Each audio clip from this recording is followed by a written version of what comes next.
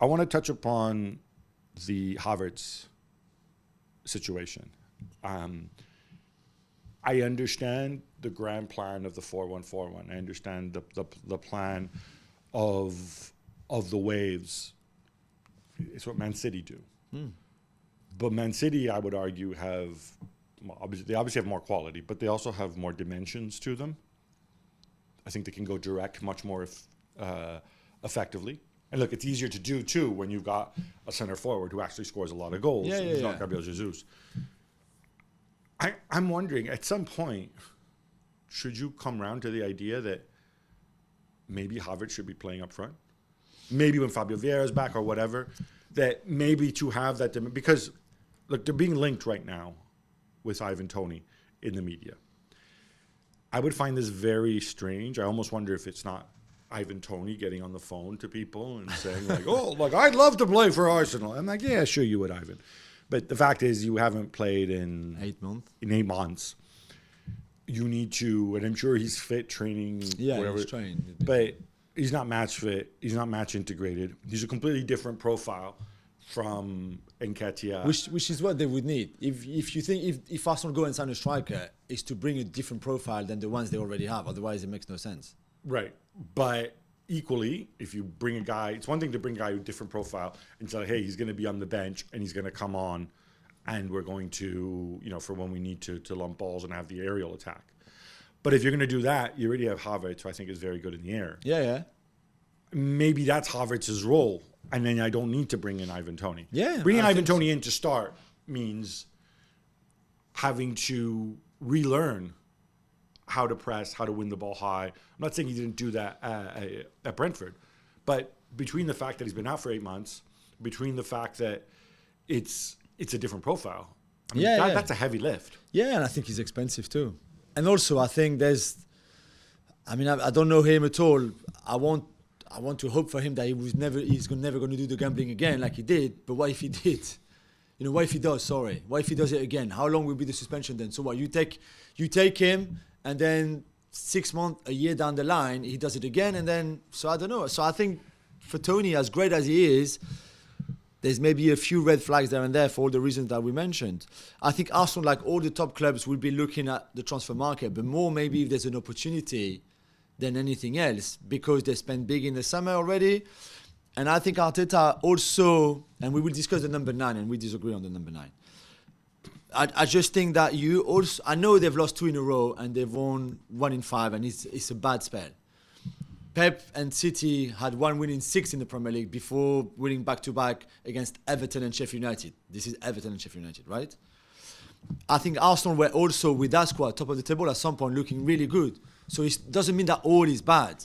Because if they almost finished, they were top at Christmas, so first half of the season, with this squad, they can well win the Premier League with this squad as well. There's no question. And as we record this, and Liverpool play in a few hours, but as we record this right now on Monday morning, on New Year's Day morning, by the way, where we're some of the few people working, they're 2 points out. Yeah. Which means they're still very much in it. The next game, they could be top of the table again, right? So that's the reality check. I do wonder, though, and I said maybe the answer is internal with the center forward. Let's move on to the center forward thing. I completely understand what Gabriel Jesus brings to the table. And it felt like, obviously, last season, Arsenal didn't have any issue scoring goals and whatever, and Martinelli scored a lot of goals, and Saka scored a lot of goals, Odegaard especially. Yeah. This year, it seems to me that if I play Odegaard with Havertz, it's not always obvious. And seeing them in person, by the way, as I did at Craven Cottage, you realize that there's a lot of awareness, a lot of chemistry that goes into. Neither one wants to get into the way of the other, right? Yeah. And that takes balance, and that takes time, because the skill sets in some ways are comparable. On top of that, and I remind people, Kai Havertz is learning a new position that he hasn't played in 2 years. Yeah. Kai Havertz played almost exclusively at center forward in the last sort of 12 to 18 months at Chelsea, right? I wonder, maybe the answer's in-house. Maybe Arsenal center forward in certain situations should be Kai Havertz. What stops him from doing that? Nothing. He played there a little bit in this first half of the season, but I think And maybe Arteta likes to play him as an 8 because right now Fabio Vieira is injured. Emile Smith-Rowe, who I think could be a good 8 potentially, is still... Trossard maybe less so.